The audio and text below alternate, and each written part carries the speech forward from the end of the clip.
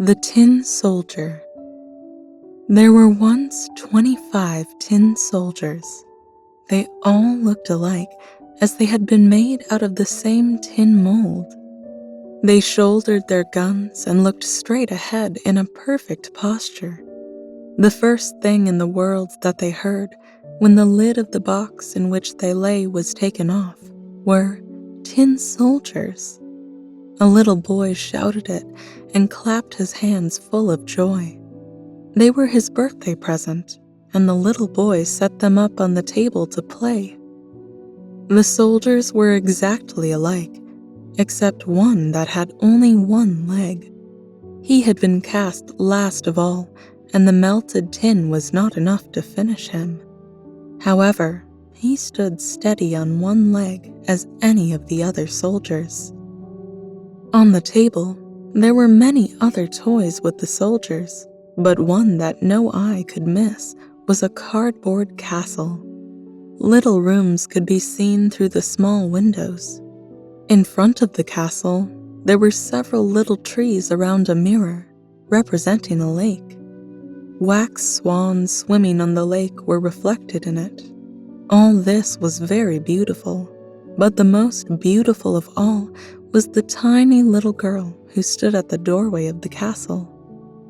Though she was also a cardboard doll, she wore a skirt of transparent tulle, and on her back she had a narrow blue ribbon from which shone a huge sequin as big as her face. The little girl was a ballerina.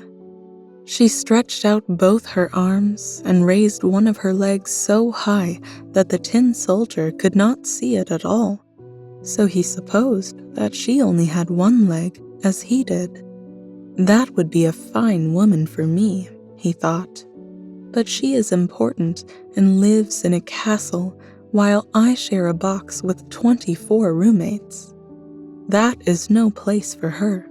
Still, I must try to know her anyway. Saying that, he laid himself at full length behind a box on the table so that he could admire the elegant ballerina who continued to stand on one leg without ever losing her balance. In the evening, the other tin soldiers were placed in the box and the people of the house went to bed. The toys immediately began to play, to pay visits to each other, to simulate battles, and to throw balls. The tin soldiers got restless inside the box, but they could not open the lid to play with the others. The nutcracker turned somersaults, and the pencil jumped about on the table. They made so much noise that the canary bird woke up and began to sing. Only the tin soldier and the ballerina remained quiet in their places. She stood on tiptoe, her arms stretched out, while he kept himself steadfast on his one leg, and not once did he take his eyes off the ballerina. When the clock struck midnight, the lid of the snuff box popped up, but instead of snuff, a little wooden wizard jumped out of the box. It was a scary toy. "Tin soldier," said the wizard, "don't wish what you cannot have." But the tin soldier pretended not to hear. "Just wait until tomorrow then," threatened the wizard. When the children got up on the next day, the tin soldier was set on the window ledge. Suddenly, whether driven by the wind or by the wizard, the tin soldier fell head first from the 3rd floor. What a terrible fall! His whole body fell over the ledge, his one leg straight in the air, and the bayonet stuck between his legs. The housemaid and the little boy ran down the stairs to look for him. Although they almost stepped on him, he was not found. If only the soldier had shouted, "I am here," he would surely have been found. But he thought it would bring dishonor to his uniform. Soon, a non-stop rain began, and shortly afterwards, it turned into a real deluge. When the rain was finally over, 2 boys happened to pass by, and one of them shouted, "Look, look, "There's a tin soldier. Let's put him to sail."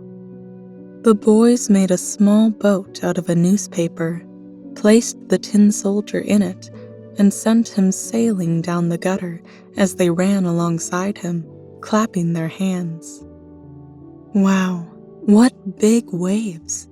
The current was very strong because of the heavy rain. The paper boat rocked up and down, but despite this, the tin soldier stood as steady as ever. He kept his eyes up front and the gun on his shoulder. Suddenly, the boat was sailing through a dark passage of the channel, as dark as the box of the tin soldiers. "Where am I going?" wondered the soldier. "Ah, I am sure this is the evil wizard's fault. If only I had that little girl with me, I would not care about this darkness." Then, a big sewer rat popped up. "Show me your passport," demanded the big rat. "Come on, hand it over." The soldier didn't say a word and held his gun tighter against his body. The boat kept on sailing with the big rat running after it, grinding his teeth and shouting, "Stop him! Hold him! He has not paid his toll, and he has not shown his passport." But the stream was growing stronger and stronger. The soldier could now see the daylight ahead, but he could also hear a strong sound that would frighten the bravest of us. The channel ended in a waterfall. If it was dangerous to us, just imagine what it would mean to the little tin soldier. The boat was too close to the waterfall to stop it, so down went the boat with the poor little soldier inside. He held himself as steadfast as possible without even losing his balance. The boat whirled around 2 or 3 times and ended with water to the top, and nothing could save it from sinking. The water reached the soldier's neck, and the paper boat got all soft and wet. He thought of the beautiful ballerina that he would never see again, and remembered the verses of a song while the water covered his head. "Soldier, the danger is grand, and what awaits you? Eternal rest." Then the paper boat fell to pieces, and the little soldier sank through it, but he was soon swallowed by a huge fish. The darkness inside the fish was even greater than it was in the channel, and how tight it was. But, brave as ever, he stretched his body and kept his rifle on his shoulder. The fish swam to and fro, making brutal movements until it finally stood still, and a flash of lightning seemed to pass through it. Daylight could be seen once more, and the soldier heard a voice say, "Ah, the little soldier." The fish had been caught, taken to market, sold, and brought to a kitchen where the cook cut it open with her big knife. She picked up the soldier and carried him into the room where everyone came to see the man who had traveled inside a fish. However, he was not proud of it. They placed him on the table, and what an amazing surprise! He found himself in the very same room from where he had fallen clumsily. He recognized the children and the toys that were on the table, the charming castle with the pretty little ballerina holding her leg in the air, as fearless as him. That touched the tin soldier so deeply that, if he could, he would have cried tin tears.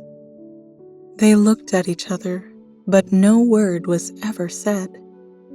Suddenly, one of the little boys grabbed the tin soldier and threw him into the fireplace. He had no reason for doing so, therefore, that diabolical inspiration must have come from the snuff-box wizard. The soldier stood steady, illuminated by the strong light of the flames and suffering with the intense heat. All his colors faded away, and no one could tell whether it was from the journey or from the heartbreak. He could not take his eyes away from the pretty little ballerina, and neither could she stop looking at him. He felt himself melting away, but he remained brave, carrying his gun on his shoulder. Suddenly, the door of the room blew open.